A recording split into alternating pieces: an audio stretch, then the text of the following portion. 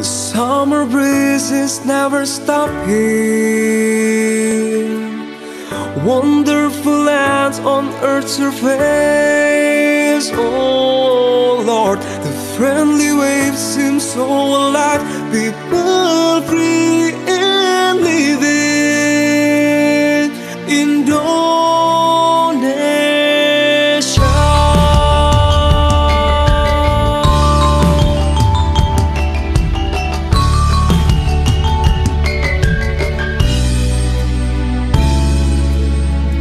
there are billions stars.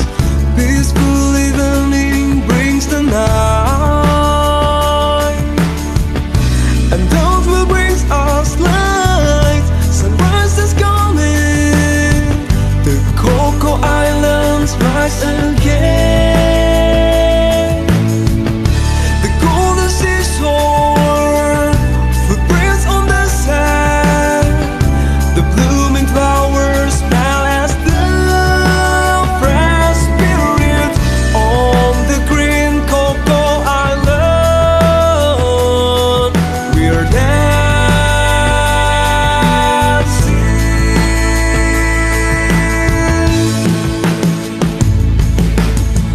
The summer breeze is never stopping.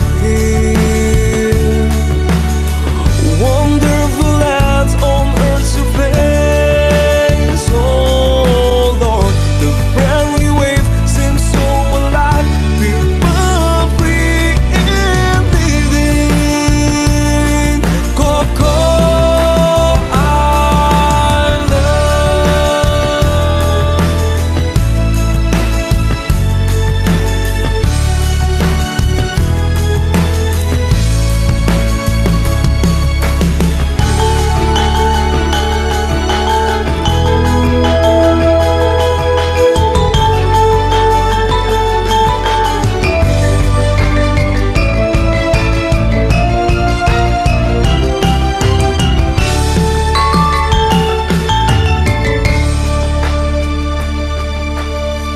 A wind of pleasure comes around us.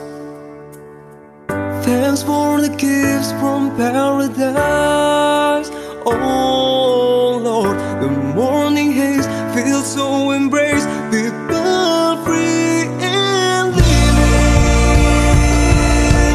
living, living. People free and living. Oh, living, living. People are free for living. Coco Island, Indonesia.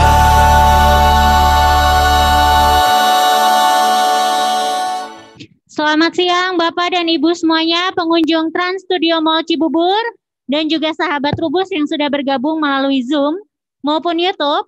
Siang hari ini kita akan kembali melakukan talk show, hybrid talk show, di mana pengunjung Trans Studio Mall Cibubur bisa bergabung di sini di atrium. Tapi bagi yang bisa bergabung secara online juga bisa melalui Zoom maupun YouTube. Pada hari ini kita akan sama-sama mengikuti talk show mengenai Coconut the 5-Star Industry bersama narasumber kita yaitu Bapak Wisnu Garjito selaku founder dari The Green Coco Island. Dan acara pada hari ini akan dipandu oleh moderator kita yaitu Bapak Argo Hartono yang sudah bergabung. Selamat siang Pak Argo. Selamat siang. Baik, supaya tidak perlu panjang lebar, jadi acara ini merupakan rangkaian dari Healthy Living Expo yang diselenggarakan di Trans Studio Mall Cibubur sampai tanggal 7 Maret. Jadi cuma sampai besok.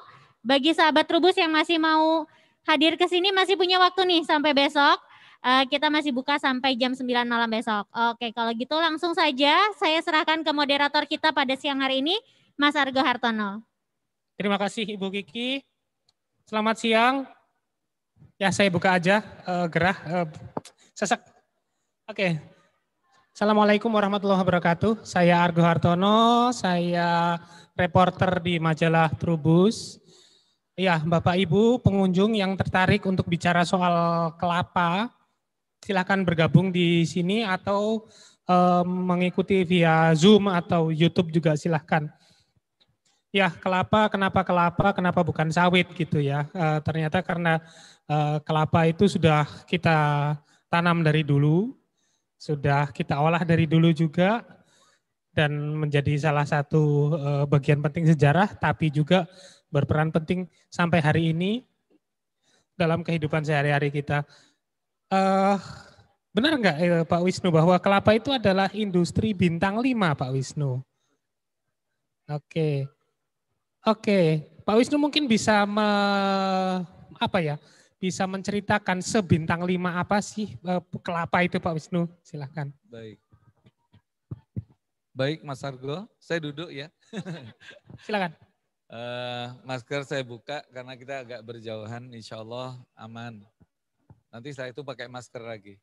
Jadi Mas Argo, pertanyaan Mas Argo untuk Bapak Ibu sekalian di manapun berada, kami ada file yang bisa diikuti nanti, mengapa kelapa itu termasuk the 5-star industry. Intinya saya jawab Mas Argo, yaitu ada 5 hal yang menjadi bintang utama dari kelapa ini dengan olahannya. Pertama, Indonesia itu supplier terbesar di dunia, 3,7 juta hektar. Nomor 2 Filipina, 3,1 juta hektar, dan India 1,1 juta hektar. Yang kedua, bintang kedua adalah buyernya, pasarnya. Kelapa itu olahnya sedemikian banyak, sehingga hampir seluruh manusia di muka bumi membutuhkannya. Contoh paling simpel adalah sabun, minyak goreng, sampo, dan seterusnya. Jadi bayarnya kelapa ini 7,2 miliar, sebesar itu. Memang dari 7,2 miliar itu ada yang mungkin tidak bisa dilayani karena di rumah terpencil dan sebagainya.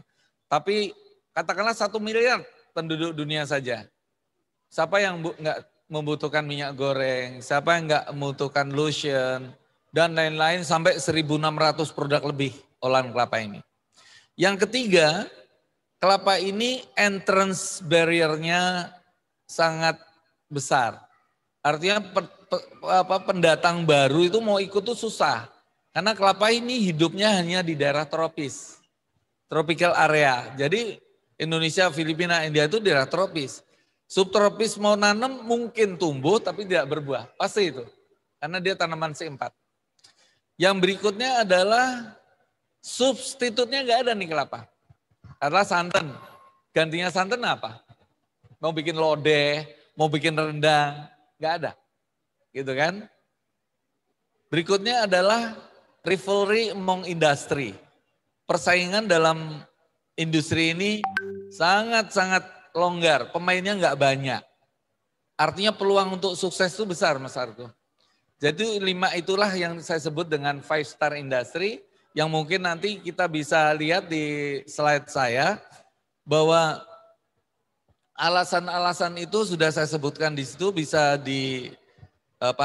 bisa dirunut, atau kalau yang ingin nanti melalui Mas Argo, melalui adminnya Trubus, file ini akan kita sebarluaskan kepada Bapak Ibu Saudara sekalian yang berminat untuk mengetahui. Begitu Mas Argo, kenapa kelapa itu kok the 5-star industry? 5-star, oke. Benar-benar literally 5-star ya, oke. Nah, yang kita tahu sekarang kan bahwa memang sejak kita bangun tidur sampai dengan tidur lagi itu kita tidak lepas dari produk kelapa gitu ya. Sabun, kemudian kita keluar kamar pun kita ketemu keset pintu itu pun dari sabut kelapa gitu. Bahkan substitusinya Kevlar yang untuk bahan anti peluru, rampi anti peluru itu ternyata juga dari sabut gitu ya. Tapi di sini kok kesannya sabut itu malah kita injak-injak gitu ya. Oke. Nah, Pak Wisnu, sejauh ini dengan The Green Cocoa Island itu produk kelapa sudah diolah menjadi berapa produk turunan itu Pak Wisnu? Baik, Sebetulnya kalau kita mau fokus ke tema kita hari ini bahwa healthy living, hidup sehat, itu turunannya banyak sekali itu. Mulai dari minum santan, minum air kelapa, ya toh, ekstra VCO. Ini yang katanya penelitian dunia itu terbukti mengatasi virus COVID-19, ada sabun, ada flu care, obat untuk membunuh langsung flu, ada Alveo, ada macam-macam. Itu sudah berapa? Biasanya kami melatih rakyat melalui koperasi desa agro di pedesaan-pedesaan yang saya sebut dengan Agro Industrial Exporting Village.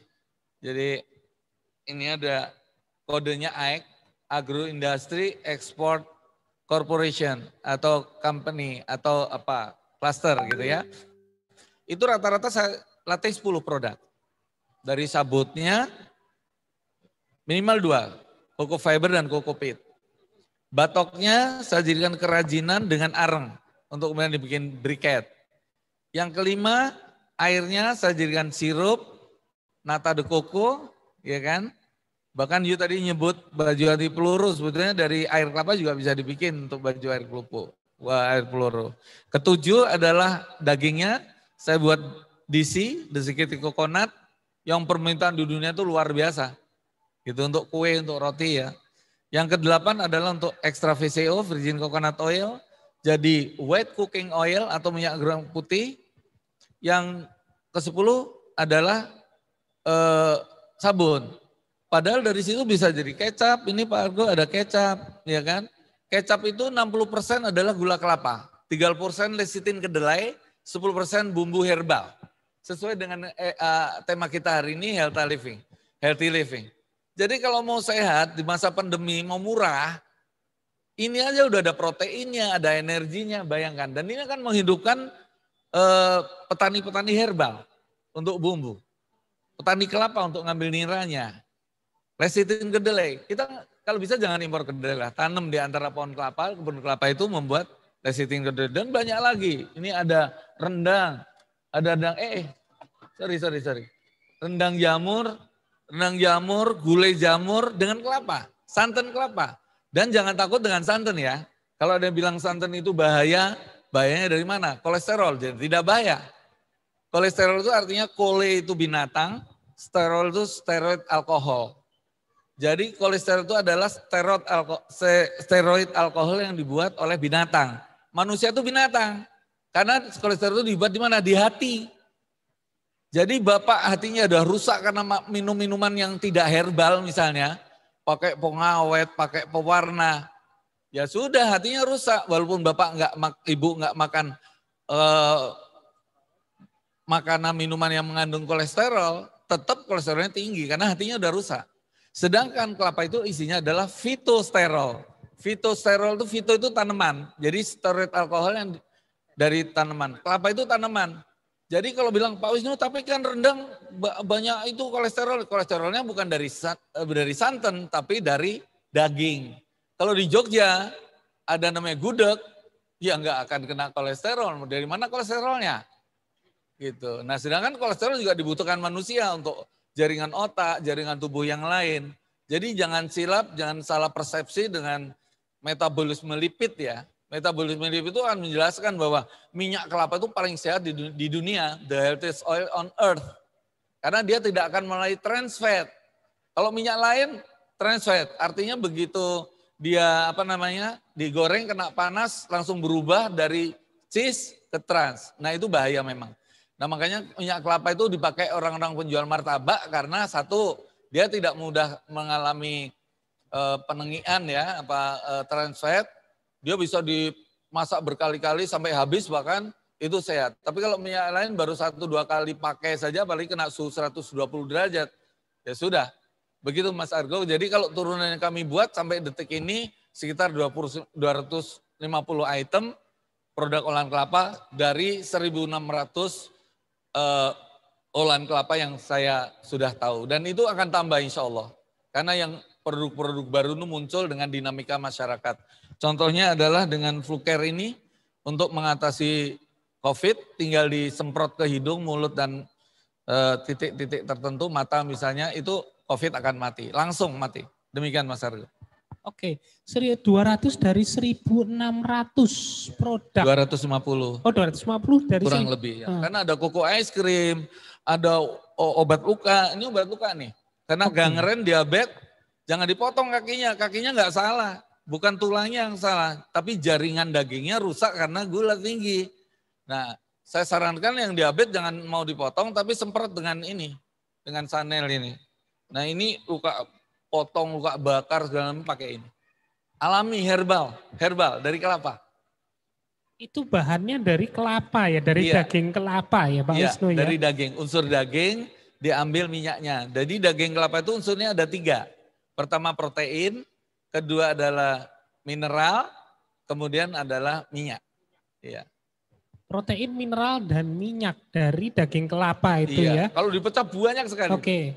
Nah, kalau kita parut kemudian kita campur dengan nasi gitu aja ya. Iya betul. Kita bikin gudangan, oke. Ya, itu baru dagingnya gitu ya Pak Wisnu ya. Airnya seringkali kita buang aja gitu ya ke selokan gitu ya. Padahal airnya bisa jadi bensin, alkohol. Bisa jadi alkohol. Biofuel. Rasionya 2,5 sampai 3%. Daripada dibuang, kenapa nggak ditapekan, tape alkohol, itu jadi bahan bakar untuk motor, untuk mobil, untuk kapal di pedesaan-pedesaan. Rasio 2,5 sampai 3%. Sementara sekarang ini dibuang. Coba bayangkan. Berarti kalau saya punya 100 liter air kelapa. Jadi 3 liter. Saya punya 3 liter, 1 tangki bensin motor itu ya. Iya, betul. Dan bikinnya mudah sekali. Saya ngajarin ibu-ibu itu gampang sekali. Kan fermentasi biasa alkohol. Fermentasi biasa ya. Oke, dari glukosa atau sukrosa air kelapa menjadi alkohol C25OH itu ya. Iya. Oke. Simpel dan itu tidak memerlukan banyak langkah dan kalau busuk pun air kelapanya jangan dibuang. Jadikan nata de coco. Itu natural fiber, bagus untuk usus kita. Gitu loh. Jadi natural fiber ini yang namanya nata de coco itu bukan hanya untuk dimakan, tapi untuk masker, ya, untuk baju anti peluru, untuk membrand elektronik seperti elektronik pengeras suara, dan banyak sekali. Bayangkan, belum sirup air kelapa. Berarti yang mengalir di selokan-selokan pasar itu, itu, ya. Mereka nggak tahu ilmunya. Kalau tahu ilmunya nggak akan dibuang itu. Ya sekarang alhamdulillah mereka juga sudah tidak dibuang, sudah diliter untuk industri home industry nata de coco yang permintaannya luar biasa. Jadi jangan bilang nata de coco itu dari plastik itu hoax tuh. Bisa dituntut, hati-hati loh. Nata de coco yang di mulur-mulur itu disebut dari plastik gitu ya. Nata de coco itu adalah serat fiber dari bakteri Acetobacter Psyllinum. Itu dibuat oleh bakteri. Nah itu kemudian akan kita bersihkan, peras, itulah serat fiber kayak buah. Ya kalau dipencet-pencet ya bentuknya kayak plastik. Tapi tahu nggak itu fiber di perut ya jadi apa ya digosok-gosok gitu kan bersih gitu Mas. Oke, jadi seperti spon alami dalam perut gitu ya. Betul, betul sekali. Ya itu memang banyak salah kaprah ya kenapa minyak kelapa dibakar menyala. Oh itu mengandung ini. Padahal ya memang minyak kelapa itu dari dulu juga bahan bakar gitu ya. Energi. Kelapa itu adalah biomasa, biomass. Jadi matahari ditangkap daun kelapa, kemudian mineralnya dari akar yang bisa kemana-mana, jadilah bunga. Dari bunga jadilah gula. Ya, brown sugar misalnya. Yang sekarang di dunia dicari karena GI-nya, glycemic index-nya itu rendah sekali, 25 sampai 30. Orang sudah cari itu di dunia. Nah itu akan menghidupkan petani-petani kelapa yang deres gula ini. Nah yang diabetes insya Allah aman menggunakan itu. Begitu, artinya slow release ya. Oke, ya gula kelapa yang selama ini kita beli di pasar becek itu ternyata dicari oleh dunia gitu. Iya, cari dunia, kita nganggap murah. Di dunia harganya tidak kurang dari 50.000 per kilo. Bahkan bisa lebih karena dikemas kecil-kecil. Atau apalagi saya membuat menjadi LCS. Liquid coconut sugar, jadi liquid bentuknya. Ada yang yellow, ada yang brown. Seperti itu Mas. Karena langsung digunakan untuk topping di ice cream. Untuk industri kue, cake, keri. Orang sudah menuju ke sana semua. Coklat, coklat di Swiss sekarang sudah menggunakan brown sugar. Bayangkan, karena dia ingin menyelamatkan konsumen, sehingga harga jualnya memang tinggi dari Swiss. Coklat di Swiss ya, oke. Iya. Sementara coklat di kita pakai gula biang ya. Oke ya. Ya hampir rata-rata nggak karu-karuan lah ya. Oke, ya Pak Wisnu. Itu memang industri bintang 5-nya di situ ya. Artinya sayangnya kita tidak ini ya. Iya, kita Oke. mengekspor itu. Kita tuh 70% pengekspor Mas Argo. Oke. Jadi Indonesia itu mengekspor kelapa mentah nih, kelapa bulat, paling tinggi kopra, ke dunia itu 75%. Sekitar 50% ke Eropa, sisanya ke Amerika. Kita harus bertanya, why? Kenapa mereka justru mengambil kelapa? Sekali lagi saya ingatkan, kelapa itu adalah the healthiest oil on earth. Artinya minyak yang paling sehat di dunia. Justru dengan makan minyak kelapa, jantung kita bersih nih, flek-flek jantung bersih. Kebetulan saya mengalami stroke, alhamdulillah kemarin di harapan kita, di RSPAD, saya sama dokter Terawan di Brain Spa, saya tanya, itu kenapa jantung saya bersih tapi kok kepala? Karena Bapak diabetes. Nah, diabetes kenapa nih? Diabetes pasti pankreas rusak. Pankreas rusak kemana? Ini hubungannya dengan portal nih, hati. Yang mungkin waktu kecil dulu sampai dewasa, sampai saya ketemu kelapa ini terlambat. Pakai makanan berpengawet, minuman berpengawet, gula biang, pewarna, ya merusak. Itu namanya bahan tambahan. Jadi itu yang harusnya dihindari. Kita kembalikan yang herbal-herbal aja lah. Kelapa itu herbal lah. Gitu. Residu ketika Pak Wisnu dulu menjadi anggota kecil. generasi micin itu ya. Betul. Oke. Residunya baru muncul ketika Pak Wisnu Sudah dewasa. Berusia 60 ya. Sekarang 61, saya kena stroke umur 54 tahun. 54 tahun. Tapi alhamdulillah sekarang sudah lihat sehat.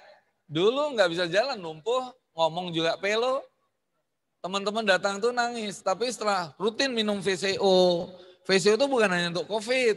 Itu adalah untuk body immunity. Ada 3 kelebihan virgin coconut oil. Yaitu pertama sumber energi spontan. Karena VCO itu kalau diolah di perut, diolah dengan lipase.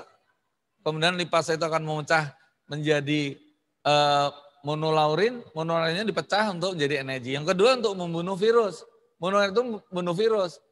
Jadi kalau di kelapa itu, fatty acid, asam lemak yang namanya asam laurat, itu menghasilkan monolaurin. Nah, asam lemak di kelapa itu 50% kurang lebih. Kalau di minyak zaitun tuh separuhnya, 25%. Susu ibu 6%. Habatus sauda 3%. Sedangkan kalau kita bicara dari kaum muslimin di Al-Quran dikatakan ada satu surat yang Allah sendiri mengatakan watini wa zaituni wa turi sinina wa hadzal baladil amin. Harusnya tanya, watini wa zaitun, ada apa dengan zaitun? Ternyata setelah kami, kebetulan saya kuliah di IPB, jadi tahu betul kalau udah dipecah itu, dalam minyak kelapa itu ada namanya asam laurat sebesar 50%. Di zaitun hanya 25%. Tapi lihat, betapa orang menghargai zaitun dengan harga tinggi. Minyak kelapa mas, 10 butir jadi 1 liter VCO. Tuh. Cuman kami membuatnya dengan metode frozen, metode beku. Jadi santan kita ambil, santan murni kita bekukan di bawah 25 derajat bahkan sampai 10 derajat. Setelah itu kita hancurkan, keluarlah extra virgin coconut. Kalau dicium baunya wangi. Karena di situ unsur-unsur asli dari kelapa itu enggak hilang mas. Beda kalau mbah-mbah kita di desa masak jadi minyak kelentik. Suhunya di atas 100 derajat. Nah, ketika sudah dipanasi akan terjadi reaksi namanya reaksi Maillard. Reaksi Maillard itu seorang profesor dari Perancis yang menemukan proses karamelisasi tahun 1800-an sekian. Nah, karamel itu baunya wangi, makanya kelentik itu wangi. Tapi karena sudah rusak, ketonnya, fenolnya hilang, jadi sebentar aja seminggu udah tengik mas, gitu. Demikian mas. Oke, jadi dengan VCO tadi dengan proses dingin gitu ya. Iya dingin. Pak Wisnu ya. Frozen, bukan cold ya, beda dengan cold. Ini frozen, dibekukan. Frozen itu beku. Oke. Jadikan Sementara produsen lain itu kan masih menggunakan proses fermentasi ya, artinya cuma diwadahin di stoples besar, tinggal tidur semalam, habis itu besoknya disaring. Bakteri masuk, jamur masuk, macam-macam. Jadinya baunya ya mohon maaf, baunya nggak begitu nyaman. Gitu. Tapi kalau ditanya apakah masih ada kelebihan, ya masih jauh lebih bagus daripada minyak yang lain. Daripada minyak yang lain? Oh iya, jauh sekali. Nah itu alasan kenapa tuh Amerika, Eropa itu beli begitu banyak. Ya bayangkan di sana ada Unilever, ada Procter & Gamble, ada Kao Corporation, ada Cognis, ada Henkel. Semua tuh ngambil itu. Jadi apa? Sampo, lipstick, lip balm, dan masih banyak sekali. Jadi 1.600 turunan kelapa itu, kurang lebih, bisa lebih malah. Ya, contoh-contohnya banyaklah, gudeg aja lah. Gudeg itu kebutuhan arehnya luar biasa. Sekarang orang udah tahu tentang kelapa. Dunia udah tahu, hasil penelitian dunia.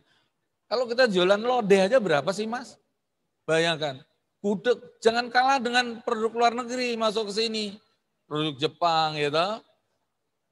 Ya saya suka juga dengan produk Jepang ya karena saya lama di Jepang. Tapi kalau diadu itu masih sehat kita. Rendang terbagus. Nah ini contoh kenapa saya masuk ke petani, karena saya ingin meningkatkan petani menjadi industrialis di desa. Jadi mereka kami latih 10 produk Pak minimal Ibu sekalian.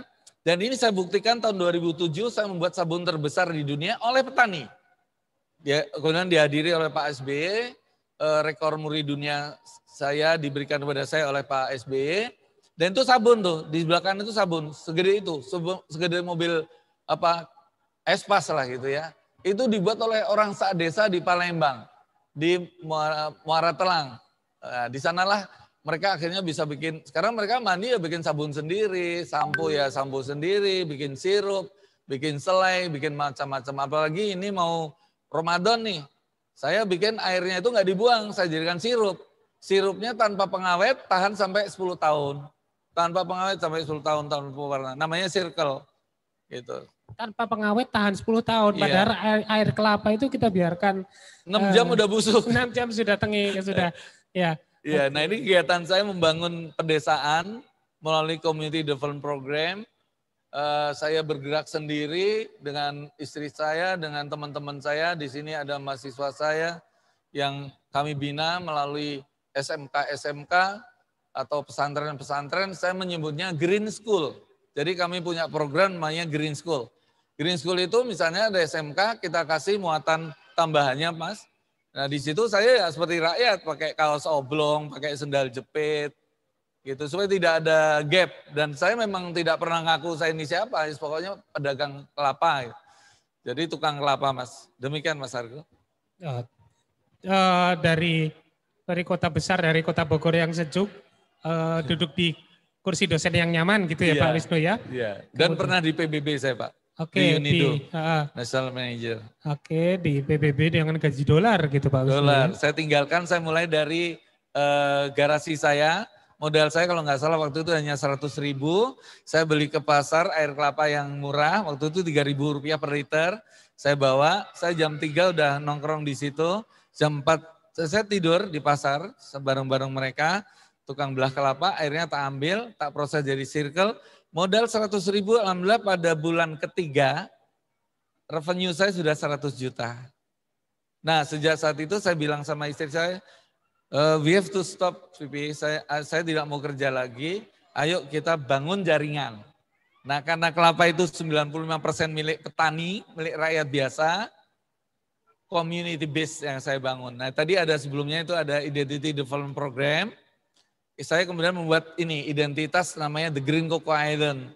Why The Green Cocoa Island? Karena kalau dijual hanya misalnya Nusantara atau Zamrud Khatulistiwa itu nggak kebaca. Ini gara-gara saya di Amerika ditanya profesor saya, Wisnu, where do you come from? Kamu dari mana? Saya jawab from Indonesia. Dia terkejut. Oh, the killing country. Saya marah. Kenapa the killing country, ma'am? Yeah, you have killed millions of people from America. What? Saya bilang. Dia keliru antara Indonesia dengan Indochina. Saya tanya, ma'am, do you know Bali? Tahu Bali? Iya tahu, saya Bali. Indonesia di mana ya Bali? No, ma'am. Bali is only a tiny island, pulau kecil, in 17,000 islands of Indonesia. Really? Ya, geografinya jelek. Oh iya. Jadi saya katakan ada Banda, ada Mentawai, ada Nias. Kaget ya. Akhirnya saya berpikir jangan lagi made in Indonesia, tapi made in the Green Coca Island. Di mana? Saya buat di Nias, di Mentawai, saya buat di Banda, di Halmahera, di mana-mana, seluruh Indonesia. Pakai duit sendiri, Mas. Jadi ke sana kemari duit sendiri. Kasihan ya, Mas ya. Dosen. Dosen itu ngomongnya dus-dusan, duitnya sen-senan. Ya, memang saya dulu anggota kondom, konsorsium dosen miskin. Tapi sekarang malah saya setelah stroke itu jadi anggota kodok, konsorsium dosen kaya. Alhamdulillah, menggunakan apa? Jaringan mahasiswa saya, para guru, TNI, pensiunan, pengangguran, ayo gabung dengan The Green Coin. Saya ajarin minimal bikin 10 produk. Monggo bikin sabun, bikin selai, bikin gudeg, bikin lodeh, bikin macam-macam dari makanan, minuman, tapi tetap healthy living. Jadi yang sehat. Begitu Mas Argo. Nah ini saya pergi ke mana-mana nih, ke Polandia, ke Turki, ke Cina, kemana-mana nih. Saya membuat solo exhibition menjelaskan pada mereka, makanya teman-teman di luar negeri jauh lebih tahu daripada yang di dalam negeri. Karena di dalam negeri biasanya kalau acara TV saya nggak laku. Karena saya bukan artis, ngomongnya mungkin wah terlalu tinggi ya susah saya. Makanya saya perlu para guru, dosen, ayo bergabung dengan saya, researcher, bantu saya. Saya udah tua, 61 tahun, sudah saatnya saya mundur dari kancah perkelapaan, saya tak turun jadi begawan saja, yang umur 50 tahun, kepala 5, kepala 4, kepala 3, kepala 2, dan kepala 1. Bahkan kepala 1 pun bisa saya latih. Di Indragiri Hilir saya latih itu adik-adik yang belum sekolah pun bikin sabun. Hanya dalam waktu 1 jam mereka sudah bikin sabun. Sementara teman-teman bapak-bapak mungkin bikin sabun dari kelapa, gimana caranya? Itu easy.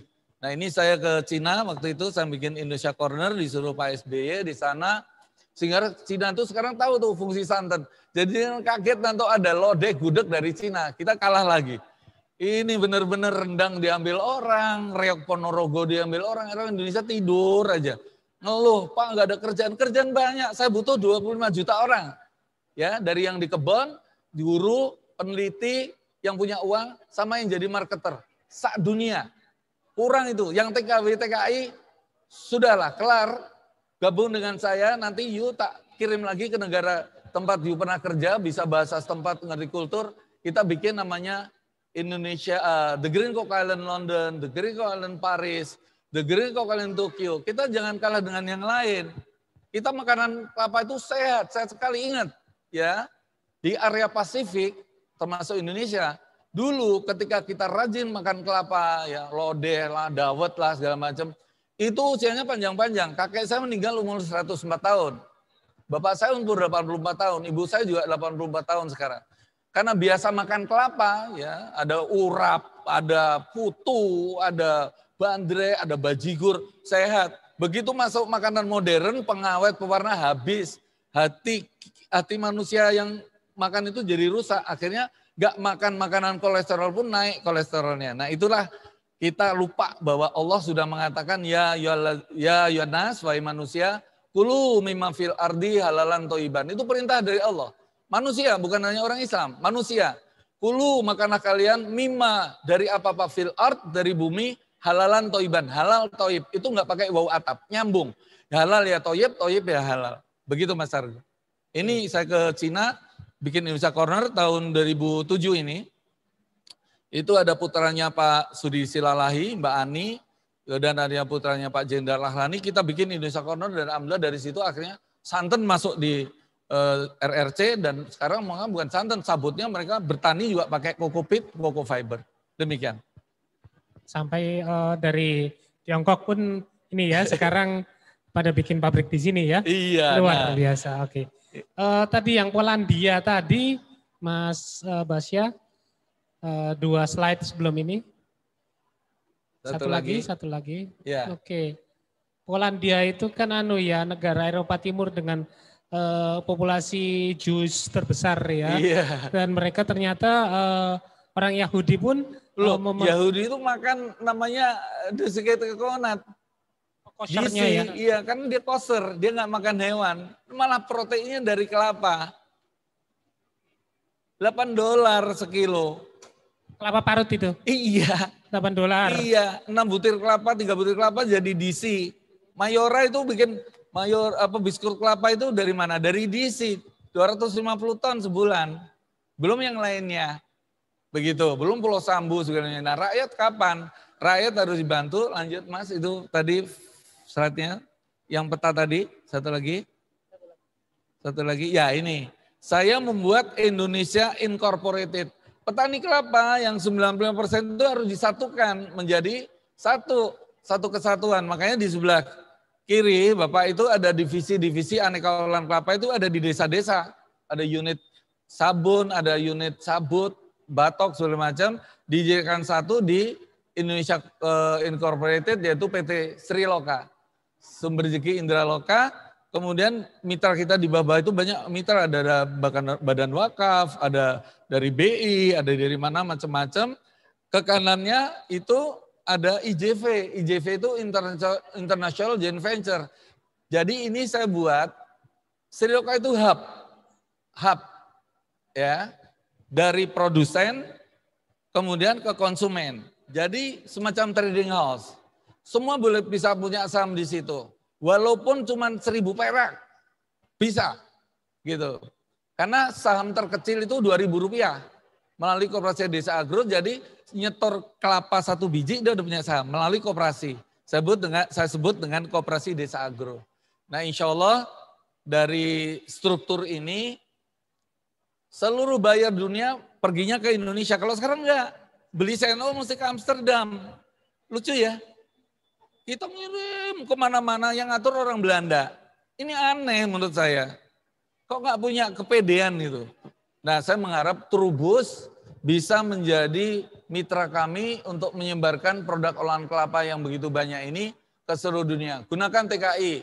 TKI yang sudah pulang atau yang masih di sana dijadikan mitra.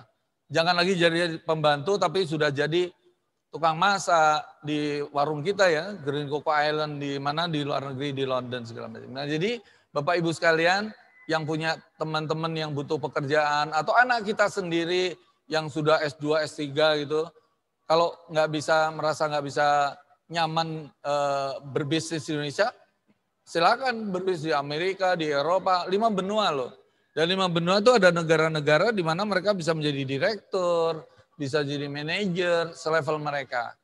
Nah, adapun nanti penjelasan lebih jauh bisa diadakan sesi-sesi berikutnya yang membahas dari hulu sampai hilir. Sekarang masih kulit, yaitu mengenai bahwa kelapa itu adalah industri berbintang 5, suplai paling besar Indonesia, buyer juga 7 miliar, kemudian pemainnya sedikit, ancaman pendatang baru masuk susah. Kelima adalah tidak ada substitutnya. Jadi kalau 5 star industry ini kita sadari, kita harus tahu bahwa dari kelapa itu akan menyebar dengan subsektor yang lain, yaitu agrofishery, perikanan, agroforestry, perhutanan, agrohusbandry, peternakan, agriculture, pertanian, perkebunan, di situ ada kelapa, dan agroturism. 5 ini jadi satu, agro namanya, agro Indonesia. Indonesia itu tulang punggungnya agro dunia. Udahlah kita nggak usah bikin mobil segala macam yang kita nggak akan menang, kalah. Karena 60% bangsa kita ini masih level pendidikannya sederhana. Nah, karena mereka bisa diajari sangat mudah, nanti kebun kelapa mereka ada durennya, ada jeruknya, ada kambingnya, ada ikan. Rata-rata Pak, kalau Bapak bikin kebun kelapa, 1 hektar, ditanam tanaman kelapa yang genja entok misalnya, dia ambil air niranya, minimal pendapatan sebulan tuh dari gula kelapa itu 25 juta per bulan per hektar. Monggo, Patri, para perhimpunan anak transmigran Republik Indonesia, para transmigran gabung, jangan nanam cabai doang. Cabai dengan kelapa, bisa. Jadi apa? Sambal kelapa, belko.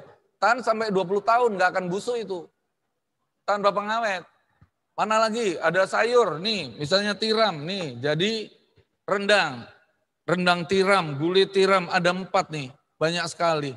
Jadi orang bilang aku mau kerja, nggak ada kerjaan. Dari mana nggak ada kerjaan? Saya pensiunan, saya orang stroke, orang diabetes, udah tua. Hari-hari menghasilkan tuh, menghasilkan.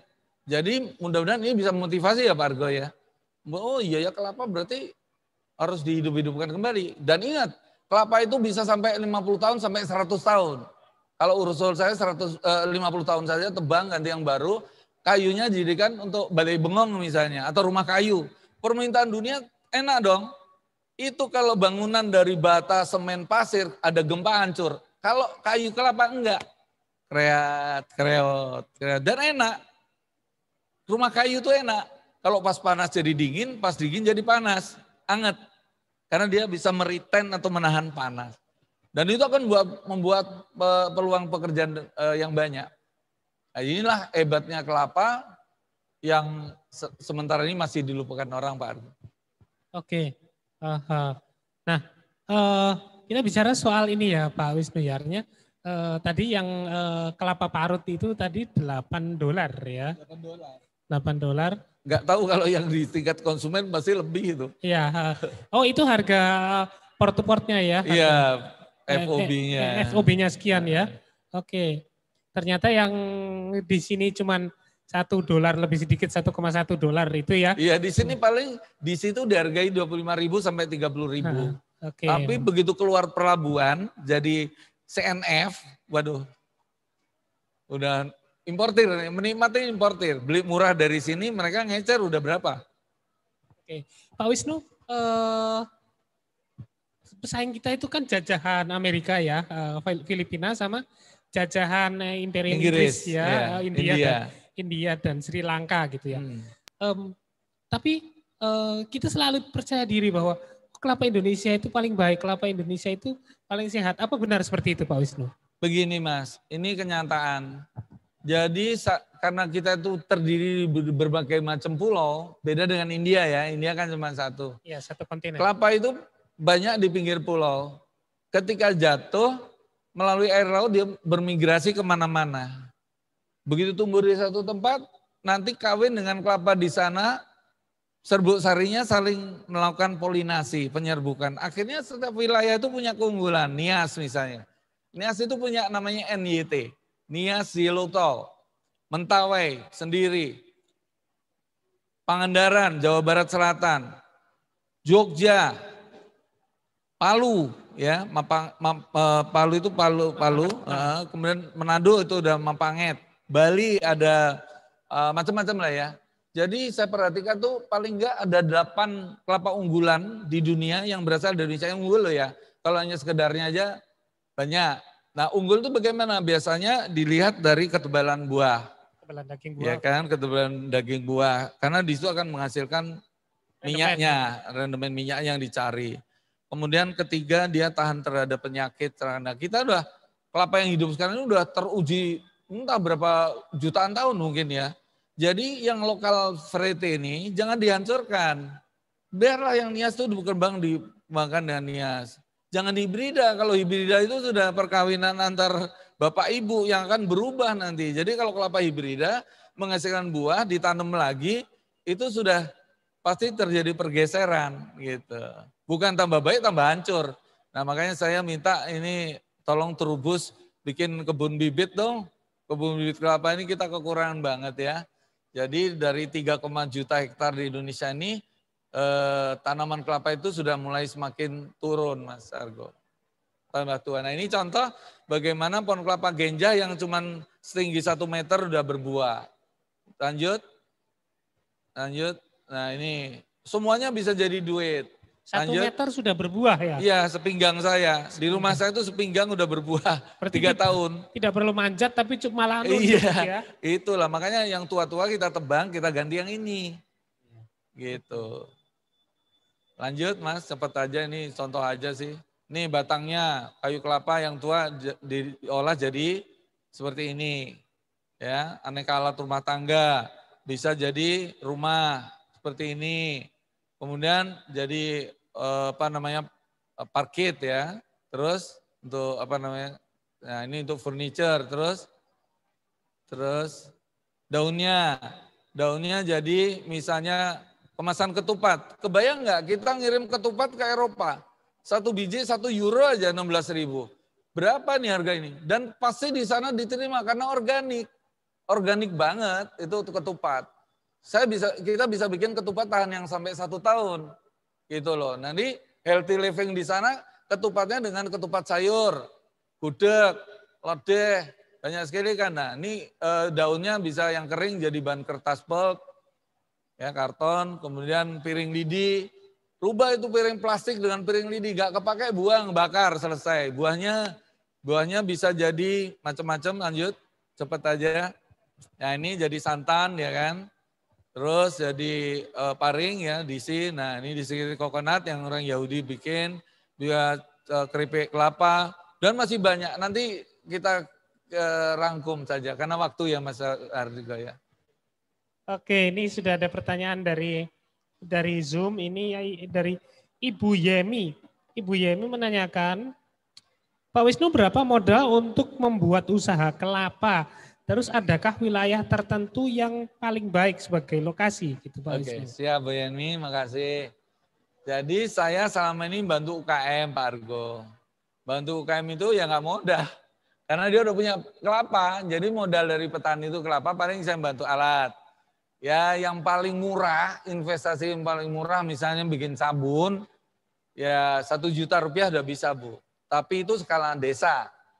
Tapi kalau nanti skalanya diangkat ke skala meso, itu saya butuh 25 miliar. Karena bikin pabrik. Kemudian kalau skala nasional, itu saya minta 1 provinsi 1 triliun.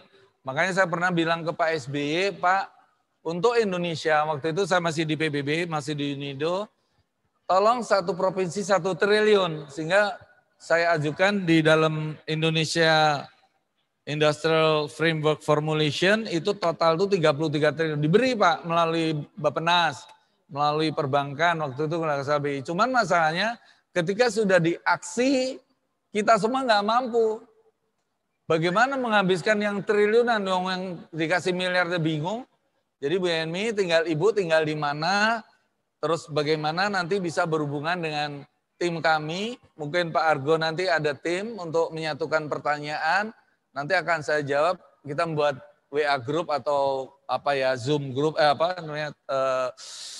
Telegram. Jadi ini bukan pertemuan pertama dan terakhir, ini masih panjang karena saya punya program namanya pelaju. Itu petik, jadi ada kebun. La itu olah pabrik, ju itu harus jualan, dan yang terakhir harus untung. Saya berharap keuntungan minimal tuh 100% per tahun, minimal. Gitu. Tapi kalau UKM, cek aja di YouTube. Banyak itu tentang saya, ketik aja The Green Cocoa Island atau TGCI. Banyak itu. Dari yang UKM, operasi, yang modal paling cuma 1 juta lah Mas. Sampai yang skala besar, yang sampai 30 miliar lah segala macam. Nah itu tentunya dibutuhkan kebersamaan. Yang besar jangan membunuh yang kecil. Kita bikin level-level produksi ini. Nah, ini kebun kelapa, gitu. Nanti level 1 petani, jangan ke kelapa bulat mentah yang diekspor ke luar negeri. Sayang, nanti yang punya nilai lebih mereka. Nah kita bikin nanti level 2. Nah level 2 seperti ini, kemudian sampai level 3, ini produk saya semua ya Bu ya, Pak. Ini produk saya semua, kami semua. Produknya CV Sumberjeki yang akan dipasarkan oleh siapapun. Jadi paling gampang untuk dalam pandemi cari duit ya jualan aja produk-produk olahan kelapa yang sudah kami buat. Nanti dari situ akhirnya ikut memiliki kebun, ikut melalui bikin pabrik dan seterusnya. Dan ini bisa diturunkan ke anak cucu karena sistem yang saya buat adalah UBK, usaha bersama Keretsu. Jadi ini Pak, kalau tanya produk mana yang sudah dibuat ya ini banyak. Jadi ini apakah tidak menarik Mas Argo? Karena dari kelapa itu kalau diolah semua ya 3,7 hektar dengan sampai banyak produk itu tidak kurang dari 4.000 triliun. Jadi bagi saya sebetulnya nggak perlu utang. Kan kelapa udah ada kebunnya, roh nganggur udah ada, pasar udah ada, apalagi yang ditunggu nih? Bingung saya. Berarti tidak ada alasan Oh, kelapa harganya murah sampai harus diekspor itu tidak? Oh, tidak ada. Tidak. Saya di Depok bikin itu, beli kelapa tuh 1 butir 5.000 rupiah. Bayangkan. Sementara di desa-desa 1.000, paling tinggi 2.000. Saya 5.000. Begitu. Berarti di desa-desa itu perlu bisa dibuat industri kecil setempat gitu ya, industri lokal yang setempat. Saya kumpulkan mereka dalam koperasi desa agro namanya. Nanti desa-desa itu kita jadikan namanya exporting village. Exporting village itu adalah desa yang bisa melakukan ekspor. Jadi orang yang tadi yang di desa sudah jadi sarjana, Mbak Tika misalnya, Mbak Tika atau Mbak siapa tuh? Kiki. Mbak Kiki. Di Trubus, asalnya dari mana? Dari Bandung misalnya, dari Unpad. Jadi kembali ke desa sarjana pedesaan. Nggak kurang gaji dari pendapatan dari 10 juta. Belum kalau online. Waduh, lebih dong online. Ada apa pengiriman itu. Nggak usah buka toko. Tokonya dari ini saja. Tokonya dari ini. Tinggal pesan nanti dikirim. Begitu Mas Argo. Jadi betul kata Mas Argo itu di home industry. Tapi SOP-nya tinggi. Jadi bukan ecek-ecek, kami yang membina. Begitu. Jadi produk desa tapi dengan parameter produksi standar internasional begitu ya. Yes. Mas coba cek deh. Ada enggak sirup air kelapa yang tanpa pengawet tahan sampai 10 tahun? Ada enggak yang saya bilang tadi misalnya jamur tiram ini, rendang, kemudian gudeg, gulai, segala macam yang tidak pakai pengawet tahan sampai 10 tahun. Tidak ada pengawet tuh, kecap, enggak pakai pengawet. Ya orang mau hidup sehat sekarang. Buat apa kaya tapi enggak sehat? Karena salah makan. Makannya salah, makannya enggak dimakan. Ya mohon maaf ini, bagi teman-teman yang masih menggunakan pengawet, pewarna, ya tolonglah kasihanilah konsumen. Kasihanilah. Bagaimana kalau Anda karena gara-gara makanan minuman Anda sakit? Berarti di dalam ini tidak ada benzoat untuk Oh preservatif tidak itu ada, ya? tidak ada. Apapun tidak ada. Pak Wisnu kok bisa awet? Itu rahasia saya. Kalau mau tahu ya belajar bareng. Dan kawin itu ini bersatu padu, berjamaah. Masing-masing punya saham. Sekarang ini lucu, peneliti kayak saya. Kalau di sistem yang sekarang ini berlaku, karena nggak nyetor duit, nggak dapat saham tuh. Padahal seperti saya bisa mendapatkan duit karena dia meneliti dalam bentuk saham di koperasi atau di PT bersama tadi. Begitu Mas Argo. Baik, pertanyaan selanjutnya dari Ibu Humaira, produk kelapa selain minyak yang potensinya tinggi, Pak Wisnu. Produk kelapa selain minyak yang potensinya tinggi. Banyak tuh ya. Selain minyak yang potensinya tinggi ya Bu, Ibu Humaira, berikat aja kita sampai rebutan ya. Sekarang udah unbelievable Pak. Ya orang-orang pemodal dari luar negeri itu sampai masuk turun ke kampung-kampung beli arang batok. Iya inilah. Arang batok. Ini kesedihan saya. Saya kemudian penasihat di Perpaki, yaitu Perhimpunan Pengusaha Arang Kelapa Indonesia. Kami berjuang bagaimana jadi batok kelapa ini jangan dikuasai orang asing. Kalau kita mengirim kelapa mentah, kelapa batok, mereka dapat air, mereka dapat daging, dapat batok. Sedangkan di sini saja harga arang kelapa, batok kelapa itu sudah tinggi menurut saya. 6.500. Iya, sampai 7.000. Kemudian orang luar negeri masuk di sini bikin PT Alibaba.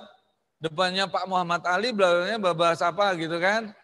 Jadi ya sudah, mana PMA, nggak ada lagi PMA, jadi PMDN. Atau ada orang asing laki-laki ketemu orang Indonesia perempuan yang cantik, dijadikan perusahaan, dia jadi dirutnya. Dikirim ke negara sasaran. Briket dari batok, itu kalau di arang aja, ini kondisi yang sekarang cukup tinggi, itu hampir 7.000 lebih. Kemudian dengan briket itu paling murah itu $900 per ton. Ada yang 1.200, ada yang 1.400. Artinya kurang lebih harganya di sini ya berapa ya? Ya, Hampir 20.000. 20.000. Sedangkan di Jerman, di Rusia harganya per kilo arang briket, bukan arang briket, Tiket.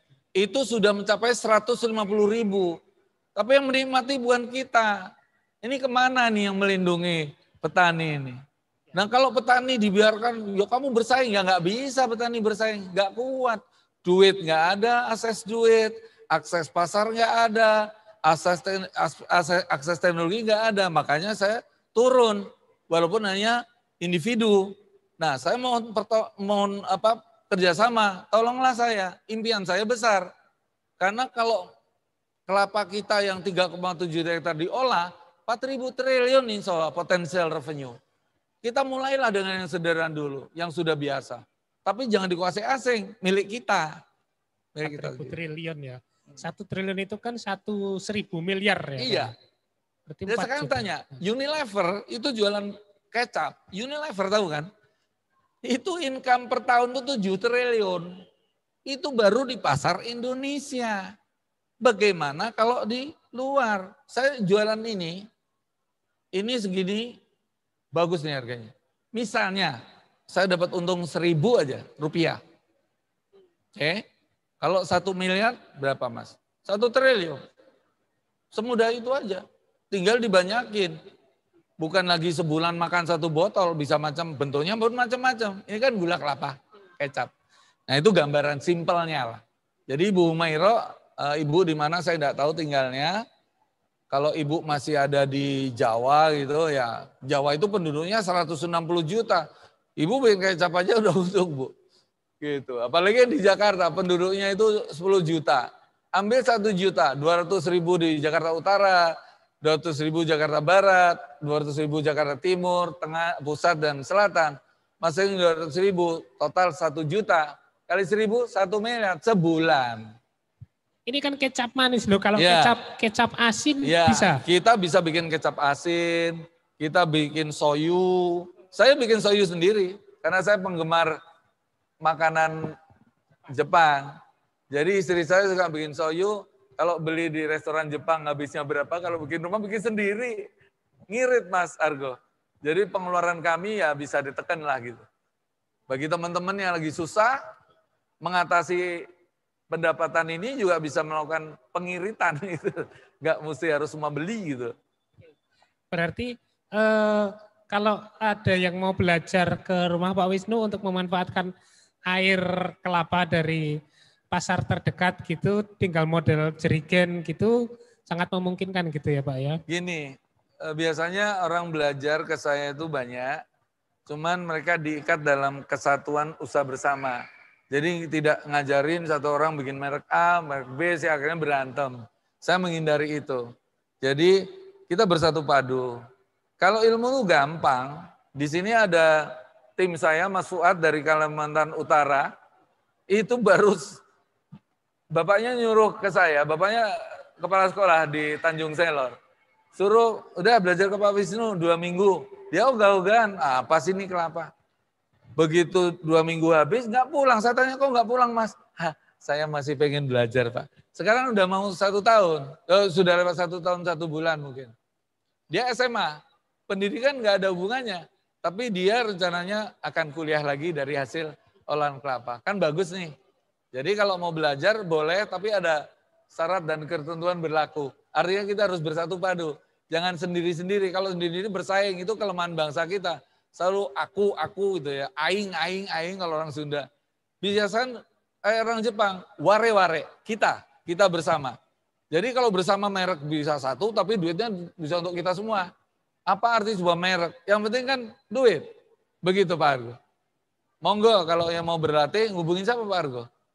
Hubungi saya bisa nanti ya, saya. Nanti gini aja, yang acara dari Healthy Living Trubus ini akan kami satukan di grup dengan TGCI Trubus namanya. Saya usul TGCI Trubus, The Green Cocoa Island Trubus. Yang sudah pensiun monggo saya ajak, yang sudah kerja juga masih kerja boleh. Karena kelapa ini nggak mesti harus meninggalkan pekerjaan, nggak harus. Karena kan punya tetangga yang mungkin dibina. Jadi nanti titik minyak, Bapak atau Ibu kami latih, memotivasi tetangganya mungkin nganggur atau bagaimana. Kebetulan nama unit. Unit produksi mana? Unit desa ini, unit desa itu. Nah dari situ akhirnya berkembang seluruh Indonesia. Skalanya mikro di pedesaan kabupaten, meso di provinsi, dan makro di nasional. Kita harus bersaing dengan non-coconut Indonesian coconut products. Kita itu lawan dengan cara elegan, Filipina, Thailand, Inggris, mereka udah produknya udah waduh macam-macam Pak Agus. Nah kapan saya dilirik saya nggak tahu. Saya nggak tahu, memang nggak populer kali ya. Lebih banyak menonton sinetron daripada dengarkan saya ngomong. Udah tua berkumis pula kan. Habis setruk pula. Setruk. Baik, dan selanjutnya dari Pak Runtung Ahmad di Kota Ambon. Nah. Adakah peluang untuk kerjasama dengan Bapak, dengan Pak Wisnu dalam industri kelapa ini dan dari mana saya harus memulai? Pak Runtung Ahmad. Pak Runtung Ahmad yang saya muliakan, saya sudah lama masuk ke Ambon. Waktu itu saya diundang Pangdam, Patimura, Pak Doni Munardo. Saya latih prajurit-prajurit di sana, masyarakat umum, hadir waktu 800 orang. Tapi begitu Pak Doni Munardo tidak jadi Pangdam Patimura tapi ditarik ke pusat yang melanjutkan tidak ada. Mudah-mudahan dengan Pak Runtung Ahmad ini kami bisa melakukan kerjasama. Mulainya dari mana? Gampang Pak, nanti saya kirimin video caranya bikin minyak goreng putih. Jangan kopra Pak, kopra itu nggak ada harganya. Bapak saya ajari bikin white cooking oil, kirim ke kami Pak, nanti kami jualkan. Gitu. Kami tidak membeli ya, ingat tuh ya Pak, kami tidak membeli, kami bukan buyer, kami mitra. Jadi Bapak yang produksi, CV Sumberki yang mendagangkan, saya yang membantu Bapak untuk meningkatkan teknologi dan pelatihan. Begitu Pak Pak Runtung Ahmad, Bapak tinggal di mana? Saya sudah kemana-mana, sampai ke SBB Pak, Seram bagian barat, Gunung Lona, ya toh banyak itu di Ambon. Kami udah sering ke sana, tapi karena yang di Ambonnya juga nggak ada yang nyambung lagi ya, saya kan bukan menteri Pak, saya bukan presiden, bukan menteri, bukan pejabat. Saya pensiunan Pak. Pensiunan dosen yang hanya punya ilmu atau membuat jaringan gitu. Adapun Pak Runtung Ahmad bisa mengirim nanti ke Pak Argo, nanti tinggal kita pilih mana yang tertarik untuk mengolah sabut, mengolah batok, daging, dan air. Karena terlalu banyak produk Mas. Terlalu banyak yang mana nih, bingung nih Pak Runtung. Pasti Pak Runtung Ahmad juga bingung. Mau ngolah dari mana dulu, airnya paling gampang air Pak. Ayo tak ajarin bikin nata de coco. Yang beli banyak Pak. Indofood beli Pak. Terus banyak sekali itu perusahaan nata de coco besar. Dia butuh sekali. Karena tangannya perusahaan besar itu nggak mungkin menemui petani di bawah. Nah, monggo Pak Runtung Ahmad tinggalnya di mana? Di Batu Merah atau di mana? Nanti cobalah berhubungan. Mas Argo, saya juga mohon teman-teman yang mau bergabung ditaruh di TGSI Trubus. Karena nanti dengan Trubus kami usul ada semacam sesi lanjutan. Bahkan bikin bisnis forum. Bukan sekedar teknologi seperti ini. Karena di bisnis forum itu kita melakukan analisa usaha. Saya sudah buat banyak proposalnya. Nanti kita kerjasamanya dengan Trubus. Sudah jadi. Tinggal lakukan analisa, what if analisa. What if analysis itu adalah analisa bagaimana jika. Misalnya Ambon itu yang termahal apa? Pengiriman. Kalau kelapanya murah, Halmahera sama. Tapi kan katanya ada tol laut. Apa nggak bisa dipakai itu? Begitu. Atau yang dari Maluku Tengah, itu disatukan di Ambon. Yang dari Pulau Buru, yang dari SBB, yang dari segala macam. Jadi titik-titik temu di provinsi itu mana yang kira-kira delivery cost-nya rendah. Hub-nya gitu ya. Jadi hub bawah, sub-hub namanya. Hub-nya nanti di Jakarta. Ya, hub-nya di Jakarta nanti bikin trading house, kita jualan ke seluruh dunia. Kayak Chicago Board of Trade, CBOT di Chicago. Mereka jualan jagung dari sana. Amsterdam nanti ngalah, akhirnya yaudah deh, gue kalah deh. Karena nggak akan lagi kita jualan CNO. Buat apa CNO? CNO itu minyak kelapa kotor. Belum cooking, masih kotor. Ya, kalau sawit itu masih CPO. Ya, masih. Iya. Baik. Begitu Pak Runtung Ahmad, Bapak mau memulai dari mana? Mungkin Pak Runtung yang bisa memetakan kondisinya di sekitar Ambon ya, seperti apa, potensi yang tersedia seperti apa, kemudian pasar yang kira-kira bisa dikuak seperti apa gitu Pak, karena ya. Kemudian ada dari Pak Wahyu, tidak ketahuan di mana Pak Wahyu, di rumahnya sendiri mungkin ya. Di daerah saya kelapa lebih banyak dipanen muda karena kelapa muda harganya lebih tinggi. Nah, produk-produk yang Bapak sampaikan tadi, yang Pak Wisnu sampaikan tadi, pakainya kelapa muda atau tua gitu Pak Wisnu? Oh, saya semua. Dari bunga dulu saya ambil, jadi sambil niran jadi gula brown sugar. Hanya waktu sebulan Pak. Dari pucuk tuh sampai habis sebulan. Saya tiap hari pagi sore panen. Kalau kelapa muda kan 6 bulan, 7 bulan. Saya juga bikin kelapa muda. Kelapa muda yang saya kirim ke resto-resto, bahkan rencana kami ke luar negeri, yang nanti ke Rusia, ke Eropa, ke Amerika. Ya kalau saya sih jujur aja, kalau saya menginginnya cepet gitu. Tapi kan rakyat udah tua semua Pak Wahyu. Kelapa yang dari rakyat udah umurnya bahkan udah sampai 70 tahun. Ya. Nah, itu yang saya jadikan untuk olahan kelapa tua. Kelapa muda boleh, kelapa bunga juga boleh. Oke, jadi sejak masih mangkar pun masih sudah bisa diolah gitu ya, iya. Pak ya. Dan jangan lupa, bukannya buah loh dan bunga, daunnya juga saya jual. Daunnya saya jual. Apa? Lidinya saya jadikan piring, sedangkan ini dari ketupat. Lembaran daunnya seperti itu. Janurnya itu ya. Janurnya. Karena contoh Bali. Bali itu untuk upakara, itu ngimpor daun kelapa itu dari NTB, dari Jawa Timur. Dari Surabaya. Dari Surabaya. Gitu. Oke. Ya memang Bali kekurangan janur ya. Iya. Padahal kelapa di Bali begitu banyak. Udah gitu. gundul Pak, kalau nggak ditahan gundul, gubernurnya marah itu. Oke. Jadi mereka kelapa diambilin daunnya gitu ya. Iya. Lebih galak daripada hama pemakan daun itu ya. Langsung dibabat. Oke, kemudian dari Bu Wati.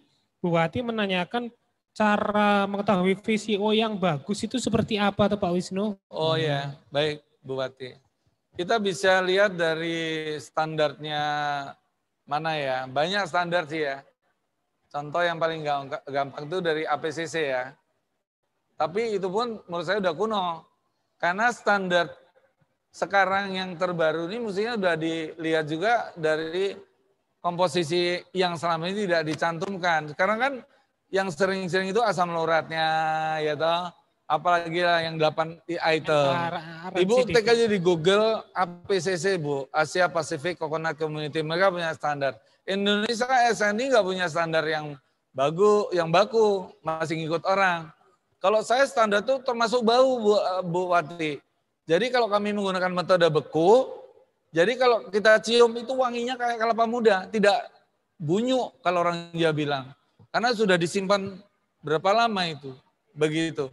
Jadi Bu Wati mengenai standarisasi, seharusnya kita juga yakin bisa membuat standar yang baku kerjasama dengan APCC. Kalau Kodeks Alimentarius, apalagi SNI itu memang harus dilengkapi. Jadi ya Ibu Wati kalau standar VCO itu bisa dicari di Google ya begitu ya. Di APCC. Ya. Oh ya sekarang namanya ICC. ICC sekarang namanya ICC ya. International Coconut Center. Karena Afrika dan Karibia sudah masuk ya. Oke, tadinya kan hanya Asia Pasifik sampai Solomon dan mereka Tonga. Protes, kok kami ditinggal, kok hanya Asia Pasifik. Kemudian Ghana, kemudian Karibia sudah masuk. Betul. Oke. Jujur aja Bu Wati, kalau VCO saya buatnya ekstra VCO bukan VCO biasa. Jadi minyak itu, kelapa itu ada 7 level. Paling tinggi adalah green extra VCO, warnanya hijau. Karena saya tambah dengan pandan, wangi. Kedua adalah original extra VCO, itu yang biasa. Yang ketiga adalah VCO, virgin coconut oil. Yang keempat adalah PCO, pure coconut oil, atau sering dibilang white cooking oil, tapi nggak apa-apa, saya tambah white cooking oil, minyak kelapa putih. Yang keenam adalah minyak kelentik, Yang terakhir adalah RBD oil, refined bleach and deodorant oil, itu yang sudah dikasih bahan kimia. Sehingga buat saya itu yang paling rendah. Yang sudah di bleaching ya? Ya sudah di bleaching, sudah di refining, sudah di deodorizing. Gitu. Dikasih biang macam-macam itu ya. Pokoknya wis nggak murni lagi. RBD itu justru yang paling rendah. Paling rendah ya. Di atasnya RBD ada kelentik yang dibuat mbah-mbah kita. Terus white cooking oil, pure coconut oil, VCO, original extra VCO dan green extra VCO. Saya juga sudah buat dengan vanilla, dengan coklat dan sebagainya. Jadi makannya enak. Saya makan VCO itu campur salad sebagai salad oil, atau saya cairkan minuman kopi, minuman coklat, susu, atau saya masukkan dalam nasi langsung. Jadi ada nasi uduk nih, kita kasih 3 sendok VCO diaduk, kalau dicium tuh udah baunya wangi kayak extra VCO. Kasih bawang goreng. Sambelnya belko. Wah sudah, lengkap itu, lengkap sekali. Vitamin C ada, protein ada. Kita nggak usah bingung, gitu loh. Jadi ya apa ya, hidup so simple, yang bikin ribet itu kita sendiri sudah.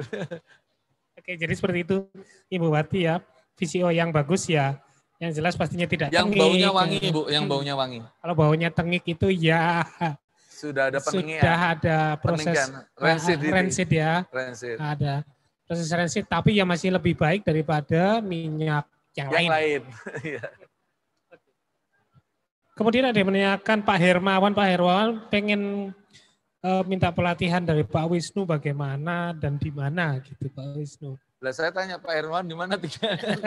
Kalau saya harus kayak dulu waktu muda, harus pergi ke Riau, pergi ke Aceh, pergi ke desa-desa yang contoh di Palembang saja tahun 2007 saya ngelatih mereka itu naik ke ini motor perahu itu melalui Musi, bukan ketinting 8 jam saya yang cepat itu, tapi ya speed itu 2 jam sambil megang anak saya yang umur 3 tahun sama istri saya bertiga. Mandinya nggak ada kamar mandi di kali, tapi dari desa itu lahirlah orang-orang yang alhamdulillah kita ajar itu mereka sudah ya bangkit dari keterpurukan gitu. Jadi Pak Herman kalau mau pelatihan nanti kita bahas di grup TGCI BA sehingga nanti bisa disatukan gitu ya Pak. Baik, jadi mungkin nanti kami akan kerjasama dengan Trubus untuk pelatihan. Karena terus terang Trubus ini juga punya tempat pelatihan yang nggak jauh dari saya di Wisma Hijau. Sedangkan kalau mau praktek mesin saya berat sekali. Paling rendah itu ada yang 200 kilo, bisa sampai 500 kilo. Jadi mendingan dari Wisma Kelapa bikin biasa. Kalau yang pakai mesin berat di tempat saya. Demikian Pak Hermawan, terima kasih. Nanti Bapak kumpulkan teman-teman Bapak, syaratnya itu minimal 20 orang. Minimal 10 orang. Paling banyak 20 orang. Tapi sekarang zamannya COVID ini gimana ya? Atau gimana? Kita pakai masker, terus pakai ini Alveo ya. Protokol kesehatan. Protokol kesehatan ini pakai Alveo, insya Allah nggak akan kena, insya Allah. Ini dari Ibu Veranita, Pak Wisnu. Jadi Ibu Veranita itu mengira VCO itu dibuat menggunakan mikrob. Bu Veranita menanyakan di mana beli mikrob untuk produksi VCO gitu Pak Wisnu. Mikroba? Bikin VCO. Bu Vera, saya termasuk yang tidak menganjurkan membuat VCO dengan mikroba. Mau jamur, mau bakteri, no. Karena terjadi nanti ada pembusukan yang akhirnya baunya nggak nyaman. Sudahlah, pakai metode dingin saja. Metode dingin itu kelapa diparut, dipres, murni santan, dibekukan. Setelah beku itu pecah Bu. Dindingnya si santan yang kayak bola kas itu pecah. Akhirnya VCO-nya keluar sendiri, di centrifuge, sebelumnya di mixer dulu, centrifuge, dan kemudian disaring dan seterusnya. Jadi mikroba saya nggak pakai. Atau mungkin kalau belum punya untuk centrifuge ya pakai cara fermentasi. Iya pakai mixer aja, hand mixer gitu. Ya. Tapi ya kalau alatnya murah kok, alatnya murah. Jadi untuk satu paket gitu kalau nggak salah sekitar 500 juta. 500 juta. Ya itu skala 3 ton sebulan. 3 ton sebulan. 3 ton sebulan, 1 shift. Jadi kalau mau 2 shift berarti 6 ton begitu. Nah, kami bisa bantu untuk mencari mesin pembuat metode beku. Belum banyak di Indonesia, hanya teman-teman kami aja yang bikin. Yang lainnya pakai VCO biasa. Yang dari DC, kemudian dipres gitu, diambil VCO-nya. Kopra putih ya, kopra putih. Dengan metode frozen tadi artinya ya, oke. Bagus loh, dari situ bisa bikin macam-macam. Bisa bikin lotion, hand and body lotion, lip balm, obat untuk luka. Syaratnya pakai ekstra VCO. Kalau yang lainnya nggak bisa. Kurang. Pakai ekstra VCO ya. Iya, ekstra VCO. Karena ekstra VCO itu masih ada fenolnya, ada ketonnya, ada macam-macam. Baik. Ini dari Pak Ate. Pak Ate menanyakan, Pak Wisnu kenapa sejak masuknya kelapa sawit kok komoditas kelapa jarang dibudidayakan? Di awal tadi sudah saya bilang Pak Atip, bahwa kelapa itu 95% dimiliki oleh petani. Jadi itu harusnya community based business. Community based itu yang diurus oleh petani. Sekarang saya tanya, siapa ini yang sampai sejak merdeka sampai sekarang ini yang ngurus kelapa? Kalau sawit itu corporate base. Ketemu CEO-nya, duitnya banyak gitu kan. Negonya cuma berdua aja nih. Udah kamu tekan 1000 hektar atau sampai juta hektar. Yang kerja ya bangsa sendiri yang cuman ngogrok-ogrok TBS, punggungnya sampai gosong. 1 kilo TBS paling mahal tuh 1.500, nggak tahu sekarang 2.000 kali. Kelapa 1 biji itu loh, nggak kurang dari 1.000. Bisa 2.000, bisa sampai 5.000, target saya 5.000. Makanya saya di mana-mana selalu bikin salam kelapa. Salam kelapa ini ada maksudnya, petani itu minimal 5.000. Nah kalau udah 5.000, dia jual kelapanya ke koperasi, dia anggota koperasi, dapat untung jualan kelapa. Kemudian di koperasi dia juga mengolah kelapa di level 1 tadi, sabutnya jadi duit, batoknya jadi duit, airnya jadi duit, daging duit. Itu meningkatnya banyak sekali. Makanya target saya setiap rumah tangga pertanian itu pendapatannya 10 juta per bulan. Bisa apa sudah bisa, ada bapaknya, ada ibunya, ada anaknya. Gitu. Anaknya kan anak muda, modern, milenial, pakai HP, jualan online. Begitu.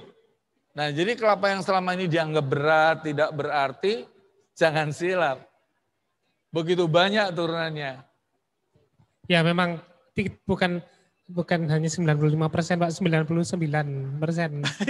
99% kelapa. Kebun kalau kelapa rakyat itu, kelapa, petani kelapa nggak diurus ya kita nggak ngikuti prinsip Pareto dan Parkinson, terutama Parkinson. Parkinson itu adalah efek ketergesaan. Sekarang petani di bawah, ya kan? Jumlahnya banyak sekali. Yang kaya di atas cuma berapa orang. Kalau itu ada botol, botolnya dibikin lubang bawah dan atas. Mas Argo mau nutup yang lubang di atas atau di bawah? Yang bawah dong. Kalau yang di atas ditutup, yang bawah tetap aja berdarah-darah. Itulah nasib petani kelapa kita, kasihan. Jangan mengharapkan lebih dari petani kelapa. Mereka sekolah juga terbatas, akses keuangan terbatas. Nah sekarang saya tuntut kalau boleh nuntut ya. Kemana itu Menteri Pertanian? Kelapa udah tua semua. Kemana tuh Menteri Perindustrian? Tugasnya apa? Mau bikin mobil?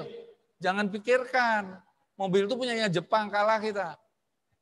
Oke. Ketiga, kemana Menteri Perdagangan? Yang bela saya itu malah Menteri Koperasi dan UKM. Bahkan menterinya sendiri pernah hadir ke tempat kami. Bayangkan tuh. Yang peduli sama kita tuh yang ya semuanya peduli, tapi yang betul-betul membantu itu nggak banyak. Nah jadi dari perbankan, dari lembaga keuangan yang syariah, itu kemana perginya? Kalau boleh saya menuntut tuh ya, tapi saya nggak menuntut, udahlah masing-masing punya pilihan. Kalau mau ke sawit ya monggo, toh itu juga mendapatkan ekonomi, tapi minta adil dong. Jangan petani itu cuma nanam sawit, nggak boleh berusaha yang lainnya. Kalau kelapa ini petani bisa punya kebun, bisa punya pabrik, bisa ikut jualan, dan punya untung Mas Argo. Keuntungan itu tuh belajar. untuk turunannya. Saya bermimpi dari desa-desa itu muncul para dokter-dokter gitu loh. Nah kalau ada 25 juta orang Indonesia yang kita berdayakan, yakinlah kita, aduh besar sekali. Belum coklat, belum kopi, belum duren.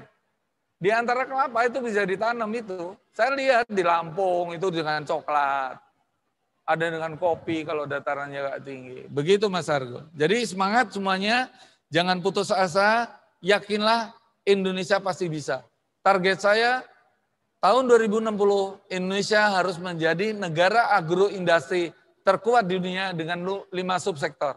Motornya adalah kelapa, karena kelapa nomor 1 in the world Indonesia. Baik. Oke Pak Wisnu, ada pernyataan untuk penutup dari Pak Wisnu untuk Terima ini. kasih. Silakan. Bapak Ibu sekalian, saya ingatkan kelapa ini adalah the 5-star industry. Tolong itu diletakkan selalu di kalbu Bapak Ibu sekalian. Oh iya, jadi kita nggak perlu nanam suplai terbesar. Oh iya, kita nggak usah nyari pembeli, pembelinya sudah ada 7,2 miliar. Oh ini tidak ada substitusinya. Santan itu tidak bisa disubstitusi dengan susu. Kemudian ancaman dari luar artinya orang menanam kelapa di daerah subtropis itu nggak bisa. Yang kelima adalah pemainnya tidak banyak, jadi persaingan tuh masih kurang. Dan yang terakhir, mungkin para pendengar perlu saya beritahu bahwa komunitas kami, ini dinamakan komunitas The Green Cocoa Island, disingkat TGCI. Di YouTube ada, Bapak ketik TGCI udah keluar itu. Kemudian gara-gara itu banyak yang orang mencoba-coba mengkopi. Ya, TGCI, jangan lupa I-nya ya. I-nya, TGCI. Karena ada yang bikin merek-merek mirip saya dan mengatasnamakan saya. Padahal saya nggak pernah ada hubungan dengan mereka. Jadi ada yang mau bikin apa itu bohong semua. Jadi TGCI itu beda dengan yang lain. Jadi kadang ngaku ini ahlinya Pak Wisnu. Semua orang datang ke rumah, jadi menganggap saya ahlinya, diminta ilmunya tapi itu nanti tendang. Mentang-mentang sama-sama green-nya gitu. Iya, green-nya ada yang green itu tuh. Wong bikin kebun kok udah tinggi kelapanya. Tidak pernah saya membuat desain seperti itu. Saya kalau kelapa itu dari bibit, bukan pohon udah tinggi udah mau ditebang baru usaha mau bikin gula. Itu bohong sekali itu. Demikian terima kasih Mas Argo dan para penonton semua, teman-teman sahabat saya semua. Baik, alhamdulillah terima kasih sekali Pak Wisnu. Ya, tidak berhenti sampai di sini ya Pak Wisnu ya. Pastinya siap. Kita tunggu. Kita akan sesi-sesi berikutnya. Akan ada sesi-sesi lanjutan baik berupa pembicaraan, syukur-syukur nanti sudah lebih konkret dalam bentuk pelatihan atau dalam bentuk pembicaraan bikin pabrik. Oke, pembicaraan ya bisnis ya. Bisnis opportunity. Syukur-syukur atau nanti penandatanganan MOU barangkali ya. Iya, oke. Betul. Siap. Baik Bapak Ibu peserta yang sudah menyimak di YouTube maupun di Zoom maupun di sini, terima kasih sekali waktu dan kesediaan Bapak Ibu untuk penyimak. Saya tutup, saya cukupkan sampai di sini. Saya mohon maaf apabila ada kesalahan, pastinya banyak kesalahan. Terima kasih. Salam.